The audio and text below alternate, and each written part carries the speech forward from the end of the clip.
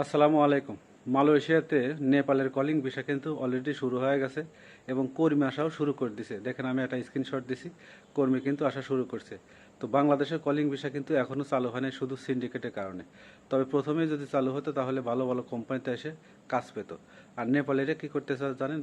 এর আগের কলিং ভিসাতেও কিন্তু প্রথমেই কর্মী পাঠাইছে এবং ভালো ভালো কোম্পানিতে এসে কাজ করছে। আর বাংলাদেশিরা পরবর্তীতে কলিং ভিসা ছাড়ার পরে এসে কোনো কাজকর্ম পায় না, পরবর্তীতে কিন্তু অনেক মানুষ কাজ পায় নাই, দেশে চলে গেছে। এবারও কিন্তু ভাই তাই একই অবস্থা হবে, নেপালিরা ভালো ভালো কোম্পানিতে চলে আসতেছে আর বাংলাদেশের কর্মীরা লাস্টে এসে ঘোড়ার ঘাস কাটবে ভাই। আর না হলে দেশে যাইতে হবে। এই হলো আমাদের বাংলাদেশের অবস্থা, বুঝছেন? তো বাংলাদেশের সিন্ডিকেটটা যে কত খারাপ জিনিস সেটা এখন বোঝা যায়, যে মানুষ কত কষ্ট করে মালয়েশিয়াতে আসে।